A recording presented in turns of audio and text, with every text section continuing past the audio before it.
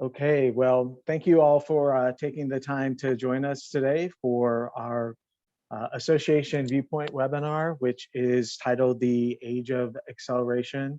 Um, Glad to have some great panelists with us today and a great group of our participants. I know a handful of people are still joining, but we'll jump right in to keep us on schedule and share a few things with you in terms of just the outline for today's agenda. We've got a pretty tight outline, but we're going to talk through some of the metrics that we gathered through the study itself, and particularly focus on some of the data that we gathered that was about industry outlook.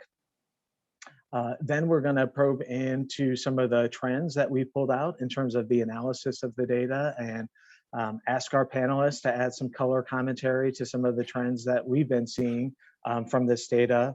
And then finally have some time for Q&A as well.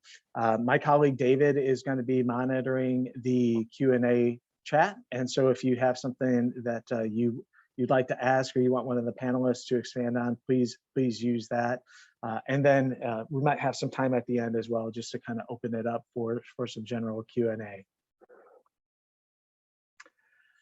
My name's George Miller. I'm a practice director with McKinley Advisors. I work on our organizational excellence team. And again, really glad to have such great panelists with us today. And so I'm going to ask each of them just to give us a little bit of introduction about themselves and their role, but also the organizations that they work with. And so, Anne, I'm going to ask you to kick us off.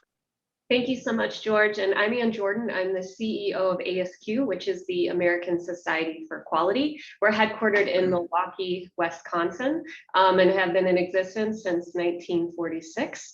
Our kind of focus is on advancing organizational excellence. We are an individual membership and community and education 501c3. Okay, great. Thank you, Ann. And Brad. Hi, everybody. I'm Brad Rathgeber. I'm the CEO of One Schoolhouse. One Schoolhouse is an educational nonprofit that has two main components to it. We do online education, supplemental online education for high school students. And then we also run an association for academic leaders in independent schools. We primarily serve the independent school community in the education sector. We're headquartered in Washington, D.C. and have been around since 2009. Okay, great. Thank you, Brad. And Jacob. Thank you, George. My name is Jacob Barker, and I work in the Marketing and Outreach Division of NCEES, which is the National Council of Examiners for Engineering and Surveying. NCEES is a nonprofit organization, and our mission is dedicated to advancing professional licensure for engineering and surveyors. So every building, road, bridge, school that is built needs the stamp of approval from a professional engineer or surveyor. So ultimately, professional engineers and surveyors are protecting the health, safety, and welfare of the public. And it is our job as an organization to administer and score the exams for professional licensure, as well as part of my job to promote engineering and surveying licensure across the country. Okay, great. Well, thank you, Jacob. Before we dive into some of the metrics from the study, I do just want to briefly visit one slide here, which just gives you a little bit of demographic information here. And I see that my screen is not working, so I'm gonna move real quickly, and I'll just tell you a little bit about the demographic information since the slide's not pulling up. This will be in our full report, but the information that we gathered, we had about 115 people to respond to these the questions, and it was primarily about 50% individual membership organizations, followed by trade organizations, which was about a quarter, and then followed by hybrid organizations. And when we looked at our respondent profile, about 60% of the people that responded to this were CEOs or executives. And then the sector information is in the full report too. But some of the primary sectors that we saw were healthcare, scientific and engineering, and education. And one of the first areas that we really focused on in this study, which we've been doing for a number of years, is just trying to get an understanding of how association professionals are feeling about the outlook for those associations themselves, as well as for the industries that they serve. And what we found was that 2022 might mark the highest year of optimism that we've seen in the past 6 years of this study. And when we probed into that a little bit further, again, we asked this question in two different ways. The first one, as you'll see, is how optimistic they were feeling about their association. And I'm going to take a little bit of time just to explain how to interpret this. But if you're looking at 2022, what this 84% is representing is these are people who either strongly agreed or agreed, so what we call top two, that they were feeling optimistic for their association. So again, 84% either agreed or strongly agreed with that statement. One of the things that if you're looking at this and you're thinking, hey, what's up with 2020? That seems a little surprising to me, because 2020 was such a difficult year for many associations. I do want to call out that we have fielded this survey in the first quarter of the year. And so in 2020, this survey was fielded in the January and February timeframe. So essentially right before COVID hit hard in the US. I certainly, had we done this survey even a month or two later, I'm sure our levels of optimism would have been significantly lower. But that explains, hopefully it provides a little explanation for 2020 there. And then the other measure that we look at, again, what we're looking at right now is optimism for associations. The second measure that we looked at is how optimistic our respondents were feeling about the fields or professions that they serve. And we can see, again, the trend line here is pretty similar, slightly lower levels of optimism for the field and industries that respondents represent. And Brad, I'm going to call on you to add a little color here. I'm interested in your take and how you interpret this and how you're feeling optimism for the association, but also the education sector, which I think, as we all know, has been hit pretty hard over the past couple of years. Yeah, let me start with the sector for a second. The education sector has really been hit hard over the last few years. Oh my gosh, I think everybody across the country has extraordinary amounts of empathy for teachers and school leaders who all of a sudden have had to become public health professionals and caretakers and just make sure that the well-being of kids is front and center in this really topsy-turvy, upside down type time. So the sector as a whole has gone through exceptional challenges.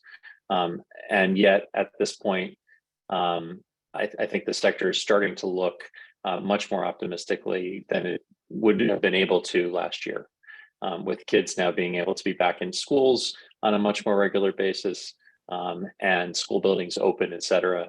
The sector is starting to finally look a little bit more positively. For us at One Schoolhouse, we happen to be kind of in the right place at the right time when the COVID pandemic hit. We were doing online education and had been part of the online education ecosphere for a long period of time. And so we're able to step in and help schools and teachers and academic leaders in a way that we had never been able to before. During the summer of 2020, when COVID was really hitting schools hard and schools were starting to prepare for what was going to be an up and down 2021 school year, we ended up educating about 7,000 educators and tenants of online learning just to be able to help. And so we've been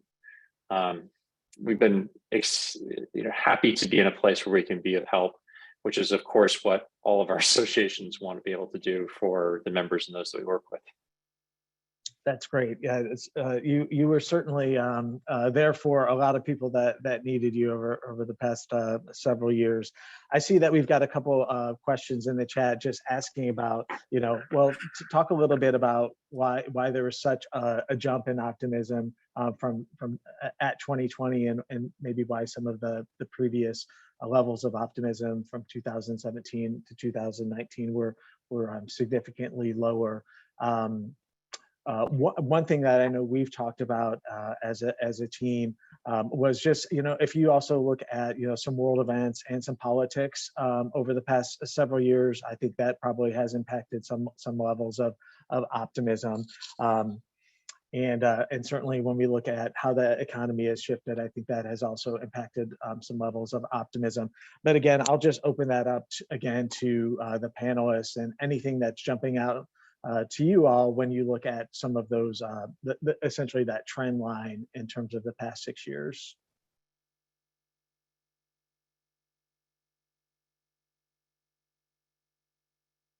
One area that really stood out with respect to ASQ was we heard a need for upskilling, right? We've been through so much transformation with the pandemic, whether it be through digital transformation or different areas like supply chain or risk management.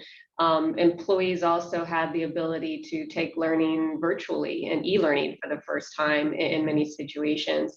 And so some of the optimism, I think, that exists in our industry is in response to the transformation, because they have a greater calling and really a need to become more engaged with community to understand what's next. And quite frankly, nobody knows exactly what's next. And I think all of the associations really have an opportunity to step up and advance in their own industries on where things are going to go. Yeah, that's great. That's a great comment, and thanks for jumping in on that. And we're certainly, as we think about upskilling, workforce is going to be one of the areas that we're talking about a little bit later on, and certainly a lot of opportunity there. As we probed into that outlook data, and we started to look at, well, what was impacting people's levels of optimism, particularly for 2022. One of the things that we found is that was primarily impacted by decreases in concerns that were boosting optimism. So what you're seeing here is on the left, the 2021 data, and on the right, the 2022. So, a year, a little more than a year ago, when people were responding to these questions, 64% were saying that budget cuts were already happening or definitely would happen in 2021. Freezes on salaries or hiring freezes across the board were often, happening a little over a year ago. And I think it's probably not surprising to people that we've seen decreases in those. I think what's jumping out to me and to our team when we interpreted this is just the differences between their really huge decreases. It's not like we're just going down 10 or 20%, but people are feeling a lot better because of some of those areas of concern have subsided. And then one of the other things that we saw was that were leading to increased levels of optimism was just what people were expecting to expand upon in terms of 2022. And when we probe into that, what we saw was, association execs seeing opportunities to expand their benefits portfolio, some of that probably leading to diversification of revenue, return to office, many organizations planning to add new positions, and actually do some salary increases in 2022. So a lot of items to be optimistic about as well. So again, I'll just pause there and ask, from the panelists, any reactions to what you're seeing on this slide in terms of areas that your organizations are already tackling or perhaps went through in 2021.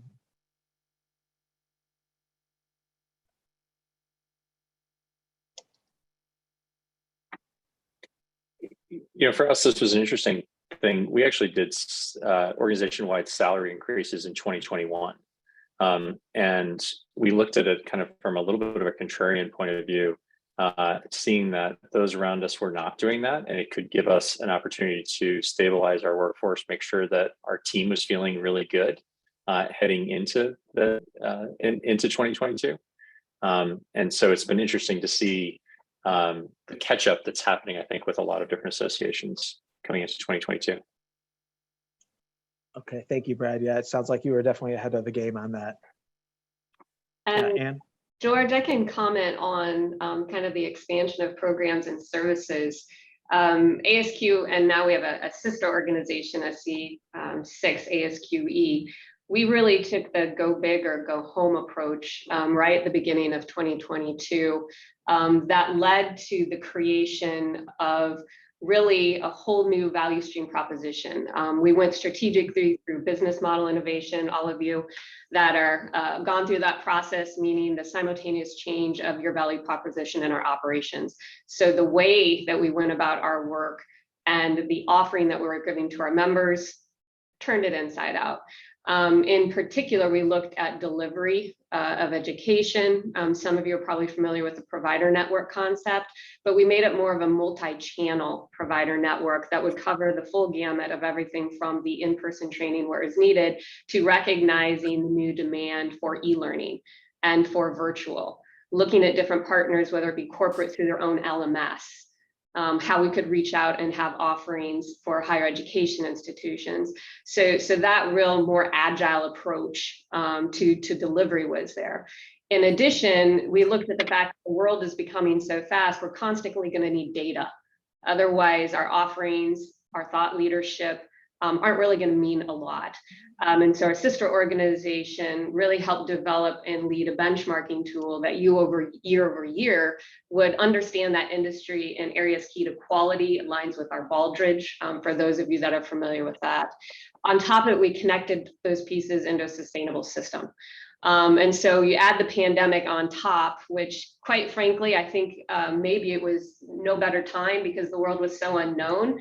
Did it really matter that you were changing everything that you did and the way you did it? So maybe that kind of lessened the impact. But I can tell you from a staff standpoint too, people had to learn new jobs and they were doing it from home. And so how do you connect? How do you make sure you take care of them? That cultural element was absolutely at the forefront of getting us through all this, because without those cohesive teams, nothing was going to get done. Right. So I give so much credit to our associations for being able to get through it. And now our members are seeing that value. Great. And we're going to pick up on that agility theme that you teed up. Again, in just a slide or two. I did want to also just take the opportunity to share one of the other pieces of the data that we pulled out, was trying to understand what associations' priorities were for 2022. And when we looked back at the data from 2021, we saw that they were largely in line in terms of generating non-dues revenue, strategic planning, and diversity and inclusion being the top three. Those were also the top three in 2021, although the distribution of them looked a little bit different. And I think one of the things that jumped out to our team as we were reviewing this was, well, number one, just in terms of the projects that we've been supporting. I know personally, I can tell you that this certainly fits in with a lot of the work I've been doing over the past year, and certainly with a lot of the work that our firm's doing. But also that, there's nothing here that is at a 50% or higher. So associations, while the top three is very clear here, I think associations are tackling a lot of different areas as well. So again, kind of teeing up those trends that we pulled out of the data, we'll jump into each of those. And that first one is really focusing on ability. And we know that the pandemic was a great time, perhaps, to evaluate some of those legacy structures and policies that may have been barriers to agile decision making, and also looking at opportunities to explore tools that can support decision making. I think it's a fair statement to say that as associations, we are not necessarily known for our agile decision making, or we hadn't been in the past. So, and I know you all at ASQ have had done some work in your governance, and also introduced enterprise risk management tool to help your board make some decisions. So I'd be glad to have you chat a little bit about that. Yeah, it was a real battle. And so if anyone else needs to form a support group, let me know and I'll come and help talk it through. We had a lot of risk going on at ASQ. And like all of you, the board is a group of volunteers. And sometimes some of these issues you have to tackle really aren't within their comfort zone. And so confronting all this risk and different things that we really need to grasp for opportunity in the future, we looked at how can we effectively communicate this to the board? And then on top of it, how can we create a way by which they understand the level of risk and when and why they needed to take action. So we went through a whole enterprise risk management creation process. I was fortunate to have a board member who played in that space. And created a customized association management, almost matrix, that looked in every component of the society and quantitatively, identified the likelihood, impact, and vulnerability of all these different risks. So we could assign a numeric value proposition to all these risks that clearly told the board, here's where you need to be concerned, and here's what it could mean to the bottom line. My board is a lot of quality professionals and academics. You also have to learn to meet them where they're at. What is the vocabulary? What's the vernacular that you're going to need to get through this? So number one, I learned throw out the word legal, throw out the word anything that has this negative connotation, and start talking about opportunity words that they understand in terms of process or in terms of even some of the uncertainties, things that they're more comfortable about in that risk management space. So at the end of the day, that really allowed my board in quick fashion to say, hey, we got to move and ultimately create a C6 that allows us to have these new value propositions and maintain our tax exempt status and have growth for the future. We really did that transition with my board to creating a new entity, selling the assets, creating a new board to run them in 6 months. And I really strongly recommend ERM as a tool for anyone that isn't using it, because it takes away the bickering. You can't really argue with the numbers at the end of the day. So that data was absolutely critical, but it is time consuming. I'll say that. Yeah, absolutely. It's certainly a lot of work went into that, but it certainly sounds like it's done wonders for your board culture as well. I know you didn't use that word, but that's the word that jumped to mind for me. And I also heard you say, again, value proposition, like, and there was a comment in the chat too that, when we think about we're membership association, so we always have to think about membership value proposition as one of the key components of our work. And again, no surprise that it showed up in the survey as one of the top 6 areas that associations were focusing on for the year. And one of the other trends that we wanted to get a little bit of feedback on and add some color commentary. Again, I think it's probably no surprise in every conversation that most of us are having, we're talking about workforce, not only for the associations that we work for, but also specifically for the professions that we serve. And some of the key findings that we found when we did some data analysis, were really what are the opportunities for association to ensure a strong pipeline for their workforce. A lot of that we're seeing is coming up through corporate responsibility, where I feel like ESG was, very big in the corporate world for many years, and we're seeing it start to enter a lot more association conversations, but also ensuring equitable and competitive compensation, which we often see is happening at the advocacy level with lobbying efforts.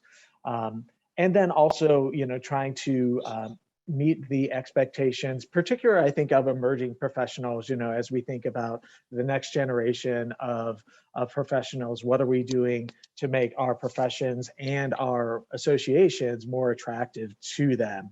And Jacob, you and I, about a year ago, we were wrapping up some work with NCES to, try to identify what you all could do to make engineering and surveying more attractive professionals and really focusing on that next generation. So I'm hoping you could talk a little bit about that and some of the key findings.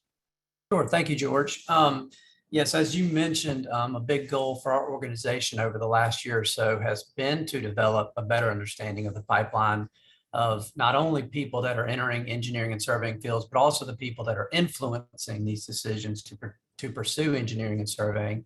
More specifically, we've also been looking at not just the entry into engineering and surveying, but also the processes and stages when people are learning more about becoming professionally licensed and the groups that are playing a key role in the education about professional licensure and why or why not, people may or may not be choosing our profession and to become professionally licensed, and what we can do as an organization to increase the volume of women and minorities who are becoming professionally licensed, because that is an issue that we are seeing for sure. Our goal was, in that work that we did with McKinley and you, George, was, not only to look at these audiences, but also, and better understand what their needs, but also to come up with, tangible and actionable tactics to reach those audiences. So, naturally, we started with groups that we thought would be the most important to gain information from in terms of elementary school teachers, college engineering and surveying students, and also university professors.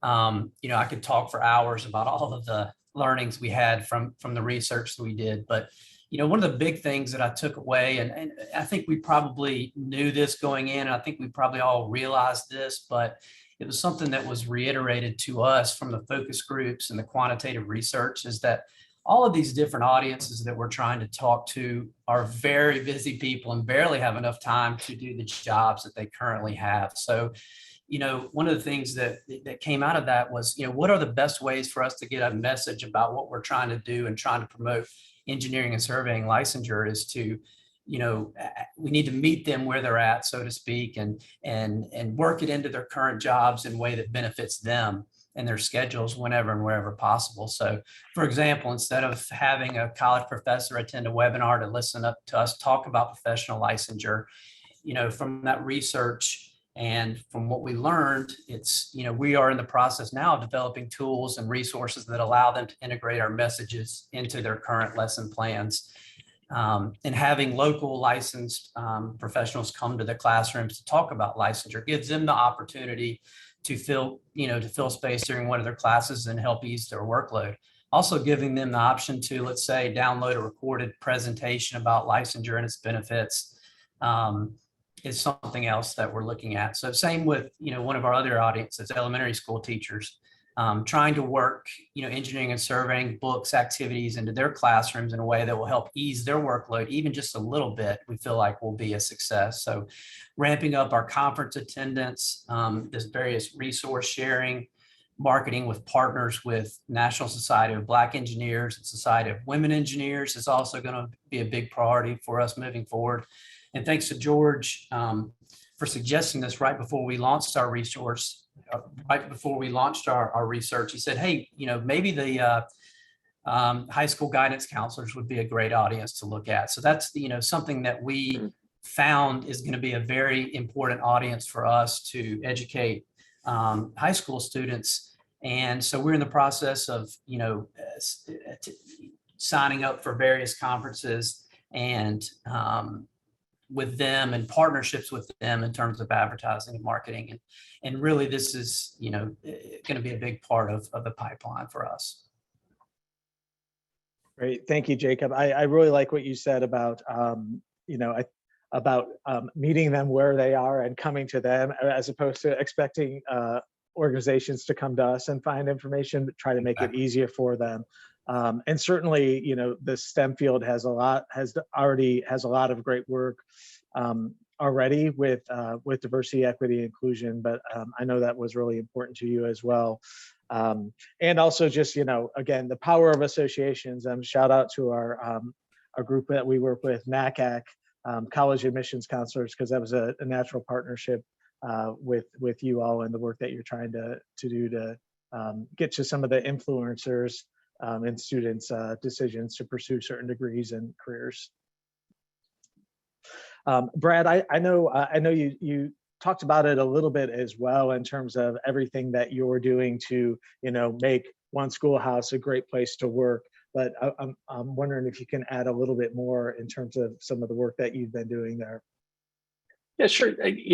People come to education for the purpose that they can serve and the impact that they can create. They don't come to education for the money.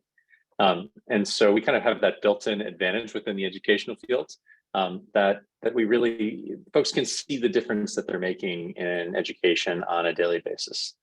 However, that doesn't mean that they should be underpaid for the work that they're doing. And so we take that charge very seriously, both as an association ourselves, and then also advocating for that across our association. We want to make sure that folks that enter into education can not just live for the purpose that they want to have, but also be compensated fairly for that.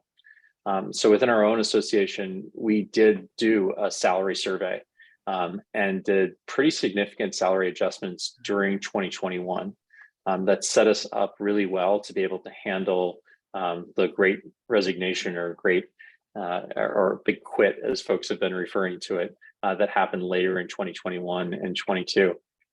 In our case, we ended up doing salary adjustments anywhere in the range from 8.5% to about 28%. In order to make sure that the folks that were within our organization were compensated on the higher end of the education scale. And we've been really advocating for educational organizations to think carefully about their compensation, particularly because we know that educators are some of the few knowledge economy workers who typically have to be on job site every day.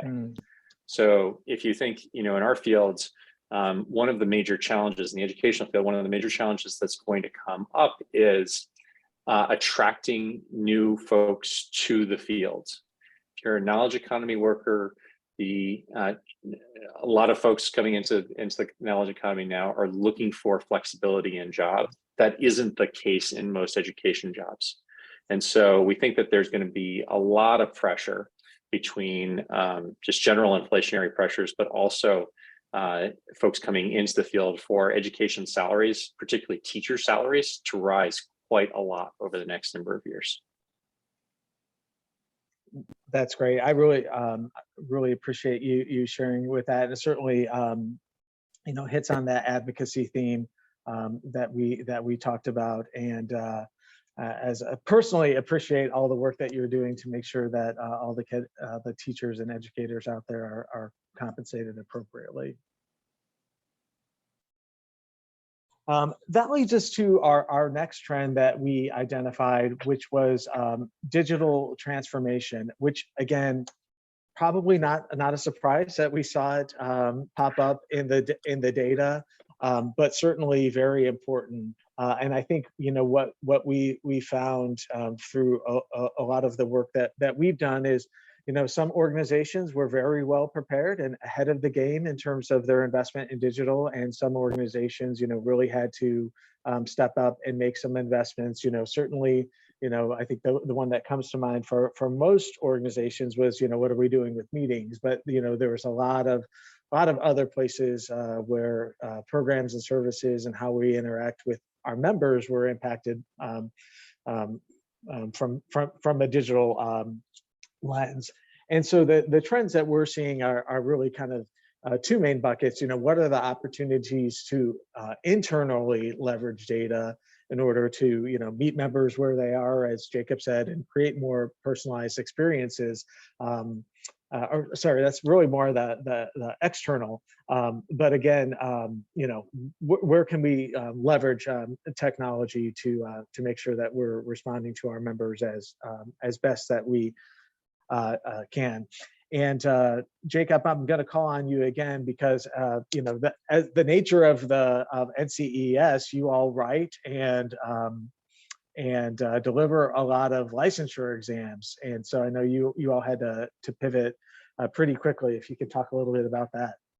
Sure, I'll talk a little bit about the organization as a whole, and then just get into a little bit of, I guess, my expertise in terms of marketing communication side too, about how we're approaching that. But yes, so we have done computer-based, we've been transitioning to computer-based testing over the past several years, and we've really had to ramp up investments, mainly because, I mean, we were going to go to computer-based testing from pencil and paper testing. That's been the plan all along, but COVID, you know, for people to sign up and go to a place to take an exam, a pen and paper exam, you know, you have 400 or 500 people in there, and it's only offered a few times a year. So what we have seen is that we've got to be able to offer computer-based testing to all of our different people that are going to be taking the test, so they can take it not just one day.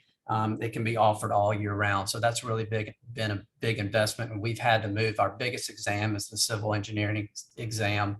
And we've had to move that up almost a year ahead of schedule to be able to accommodate more people in that. And then also, like you mentioned, part of our organization structure is we have engineering licensing boards in every different state, and the folks that are members of our boards come to Greenville, where we are located, our headquarters, Greenville, South Carolina, and to write and score the exam. So we've had to really, because of not a lot of travel, we've had to pivot and be able to accommodate more virtual meetings. And that is something where we're slowly trying to get people back, but the meeting part of it is going to continue virtually, and it's just going to allow us to keep in touch and to stay with our various members. But from a marketing, I mean, you know, from my specialty, I guess, from the marketing communication side, just touch briefly on it. I mean, it's been an interesting transformation. I mean, since I started at the organization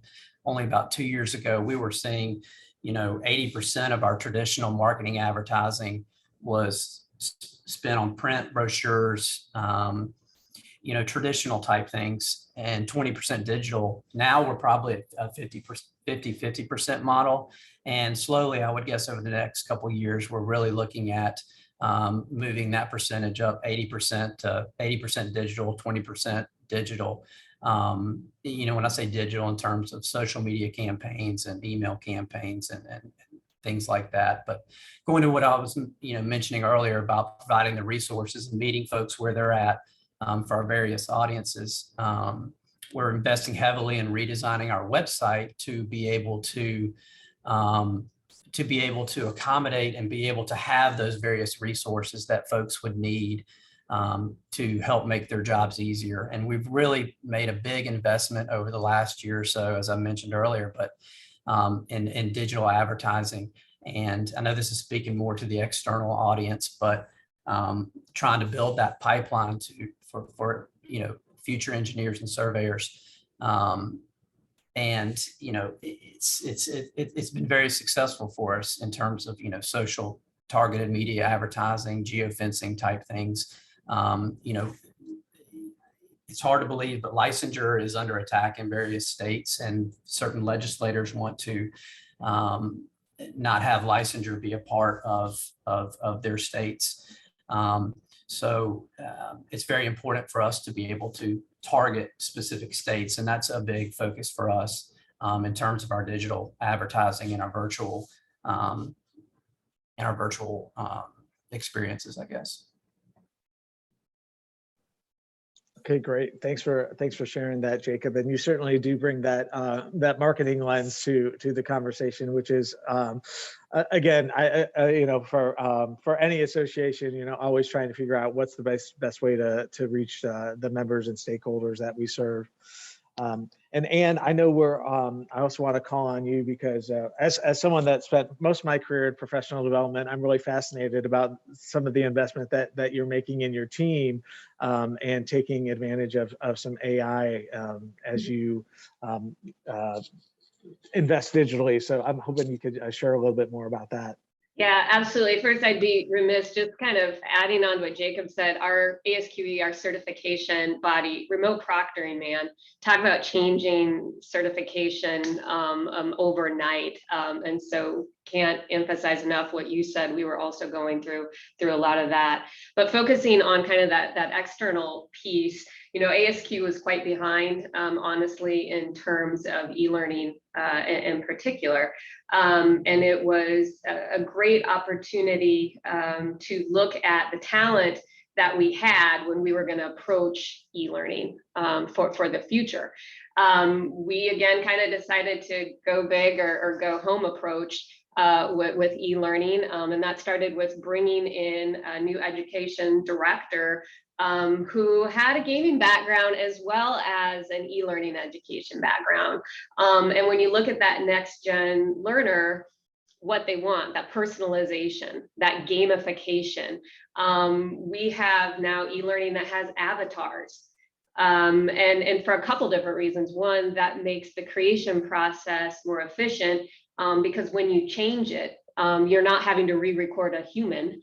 You're actually reprogramming that avatar through AI. In addition to that, as we advance, you know, learners want to learn from someone that they can relate to. So being able to have avatars that look like you, so that you can connect with that experience. So I give so much credit to our new education team. And the other thing that was very critical is with the kind of rise of e-learning and ASQ being a global organization, you have to be mindful that now, unlike in the past, when you maybe had geographic-based in-person training, you had a massive, diverse audience around the world that could be taking this course. So it was very, very important to my education director, and I fully endorse this, to have an extremely diverse team creating the e-learning. I think with the exception of one person, 100% of my education team is now remote. And it is the most diverse group that we have within the organization, and I love that. Particularly if you're going to get beyond the United States and understand learning. So we did a extreme change to embrace technology and also bring in that diversity part and culture that you talked about earlier. We also went from having 0 apps to many apps.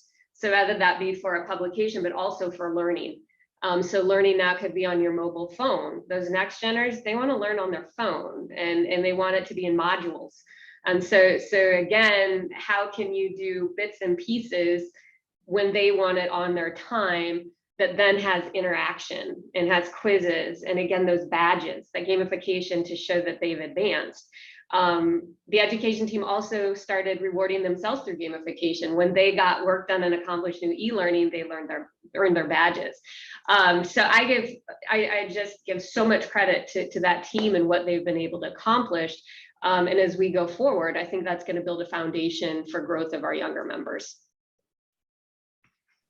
That's great. Thank you, Anne. And certainly, it sounds like you all are going big there. And Brad, I saw you nodding your head as someone who works in the education space and has a lot of experience in this as well. I'm sure a lot of that was resonating with you. Oh, you're on mute. Go ahead. Absolutely. Of course, it's all resonating a lot. And actually, George, this might be a nice transition over to the next topic area too. Yeah. One of the areas that we also wanted to focus on was impact investing. And Brad, as you mentioned in your intro, you all recently created a new association as part of One Schoolhouse. So please take the floor and tell us more about that. Yeah, we did.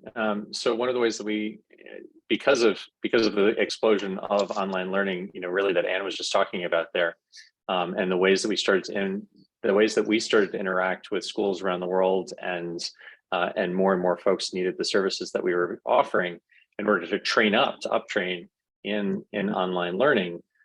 We all of a sudden had both a different audience, or a larger audience that we had been working with before, but then additional funds as well.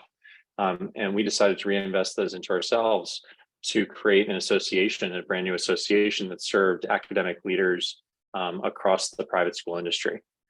We found, as I said earlier, we worked with about 7,000 educators during the pandemic in order to uptrain and upskill. And a lot of those folks were in these leadership positions. And we realized very quickly as we were working with them that they did not have an association that was purpose-built for them.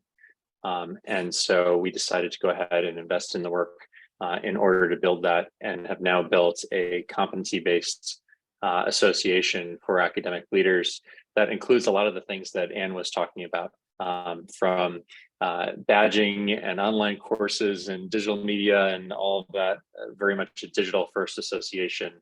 And because it had been created kind of during this time, we were of the benefit of being able to do it digital first. That's great. That's great. We've certainly come a long way since the first association apps, but we were just launching for our annual meetings and hoping that, 10% of the people would download them for the meeting. So they've certainly come a long way. And I'm going to call on you again, because I know, again, you got a little creative in terms of how you used, some of your, available funds for some of the impact investing. And as we know, certainly the last few months have probably hit our portfolios a little bit harder, but for a lot of associations, the past 2 years have been pretty good in terms of their portfolio, and they found themselves with association reserves. So again, I'll turn it over to you and chat a little bit more about that. Yeah, ASQ is very lucky.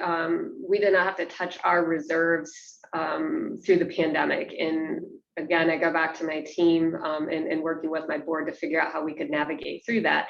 But we also were luckily the recipient of 2 PPP loans during that time. And so what should have looked like a maybe break even year suddenly in the pandemic looked like we were going gangbusters, right? But everybody was that wasn't the case.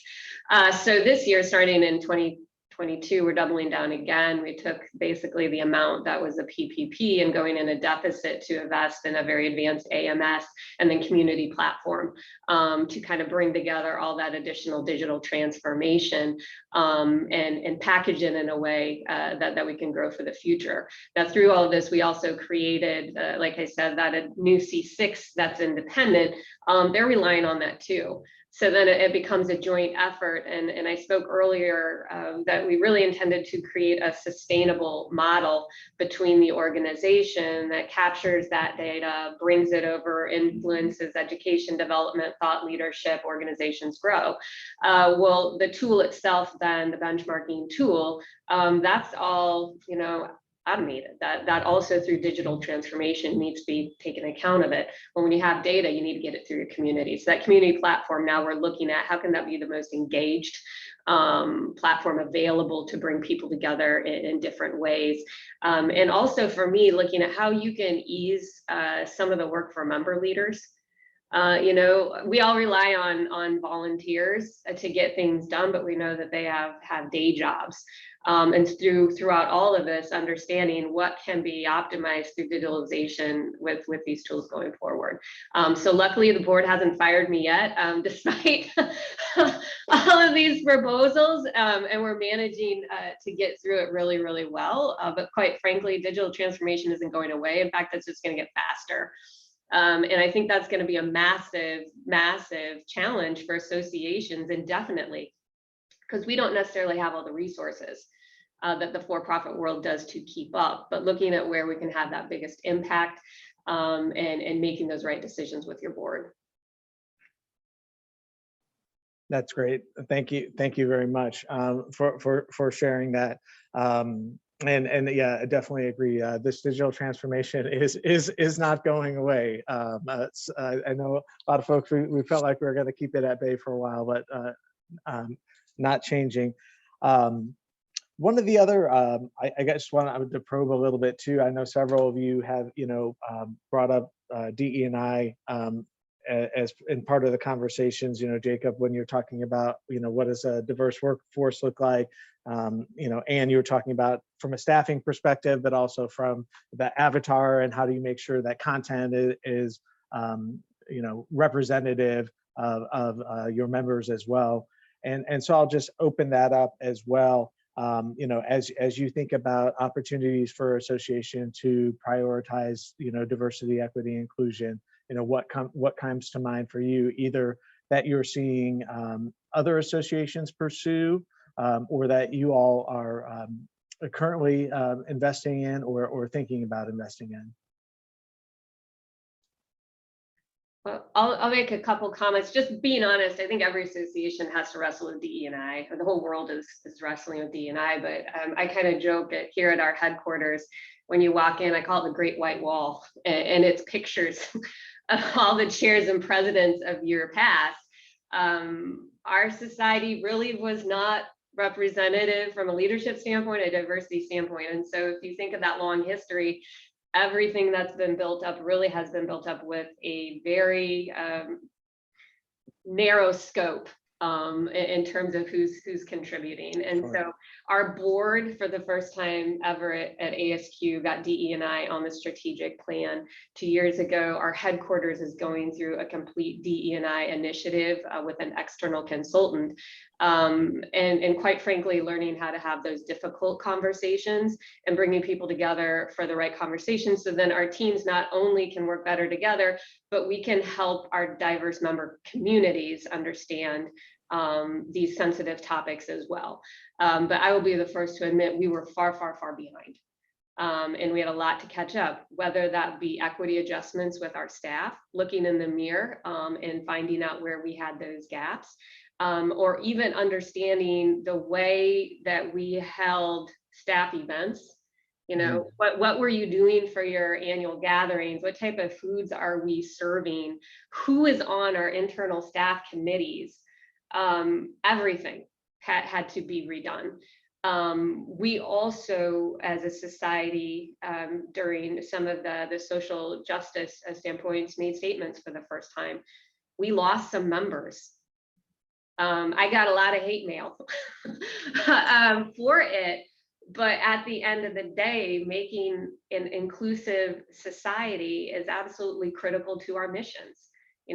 For us, it's not just a mission to advance this small group of people. The entire profession is becoming diverse. All those voices need to be heard. So I will say, and I don't know if my fellow panelists have the same thing, this is hard. This is really, really hard, and we're really, really behind. Can I just add to what Ann said and say, it's particularly important at this moment while the digital transformation is happening, because you don't want to repeat the mistakes of the past and from an analog world in a digital space, or at worst, amplify some of those same mistakes. In an age where we are starting to depend upon AI more, one of the major problems with AI is depends upon past information. And if that past information is reproducing racist outcomes, inequitable outcomes, et cetera, then in a digital space, you're going to be reproducing those. So it's imperative for associations at this moment in time, while making that transition from analog to digital, to really be deeply invested in their DEI work. Yeah, thank you for mentioning that, Brad. I've seen some of those studies as well that talk about that.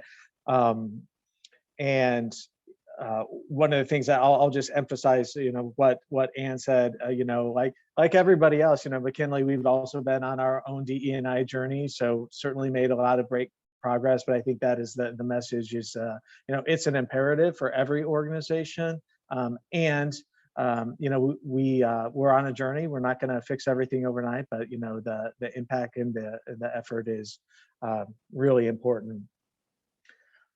I also see that we have a question in the chat from one of the participants. Laura wants to know what associations are doing to reduce their carbon footprint, which I think also gets back to that ESG theme that we see entering a lot of conversations.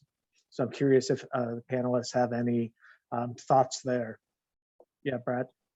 Can I tie that into, George? I know one of the things we were potentially going to talk about at the end too was return to the office. Yeah. And I think that these two are well tied together, right? So if associations are thinking about they're reducing their carbon footprint, then one of the things that they can and should be doing is thinking about whether they're requiring their folks to go back to the office.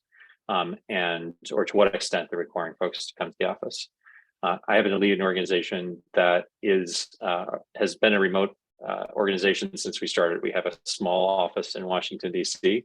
that a couple of us work out of, but really there's no requirement to work out of this office space for most of our employees. And so we have employees these days in 29 different states. And that we think is both a benefit, certainly towards the environment and towards our social responsibility as a nonprofit organization. But also, I'd also tie that into it allows us to hire the best people without being focused on any one space. So for us, it's been a huge advantage in hiring and making sure that we can have the type of workforce that we want to have as a modern association. That's great. I've also seen some associations who are also just looking at their meeting footprint, not only the big annual meeting, you know, when we're thinking about, well, how much signage is going in landfill, or you know, bottled water and things like that. But also, you know, for smaller meetings, board meetings, you know, how often do, you know, if we've got 24 people that are traveling around the world to get to our board meeting, you know, certainly there is the benefit of meeting in person, and we don't want to shortchange what that allows. But, you know, are there opportunities to still do some of those meetings remote and try to do a better job of reducing carbon footprint? Any other thoughts that come to mind for folks on that? Anne, I see you come off mute. Yeah, and I think a lot of the societies convince their board to go digital for their flagship publications. You know, in our situation, that's very controversial, particularly with long tenured members that always like that hard copy. But again, it goes back to apps. And we too, for the first time, looked at remote work was banned with prior leadership before the pandemic. So I came in January 2020, remote work was banned, and the pandemic hit 2 months later. So we had to learn how to change fast. But then to your point, that talent discussion. So not only then did you reduce the carbon footprint when people could work from home, but your talent pool is extreme. And this doesn't directly answer the question that's posed, but I think it's also important. You brought up ESG. That is such a hot topic. For ASQ, even though this doesn't pertain to the way that we operate more to our member leaders, we have been challenging our society and its member leaders to understand our role in advancing ESG and what part our members should play in that conversation so that they can become champions and very effectively communicate to organizations that in our situation, quality actually is the system tool, the management system tool to allow carbon neutrality, to meet those goals.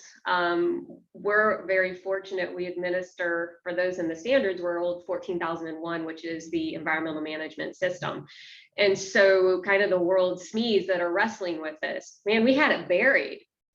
We weren't talking to anybody about the fact that we had all these subject matter experts that could create these frameworks for all these massive problems. And we also had a social responsibility technical community, right, for some of those social programs.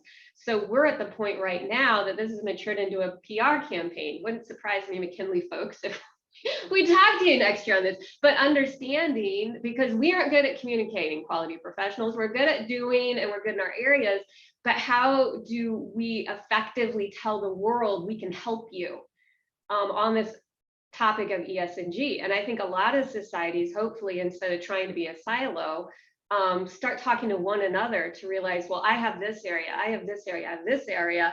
Let's not reinvent the wheel. Let's come together and figure out how we can make this as nonprofits available to everybody. So I'm excited for that phase and understanding where we do and do not play. That's great, and certainly capitalizes on, to shout out to ASAE, the power of associations. You know, how can we all work together to advance one another's missions and create a better world out there. I want to thank Yeah, thank you all, our panelists, for being with us today and sharing all of the great work that you've been doing to advance the missions of your organizations over the past few years, and will continue to do. We're glad to be partnering with you. I put the QR code. Speaking of digital transformation, remember when when we were using QR codes for 10 years, but nobody really used them, and now we're all using them to order restaurant menus and download reports. So for those of you who haven't already downloaded the report, you can take the opportunity to do so now, and we also will make sure that all of the participants that register get access to the recording within the next 24 hours or so. But again, thank you very much, panelists, for sharing your wisdom with us today. And thank you to all of the participants that joined us. We really appreciate it and wish everybody a great day. Take care, everyone.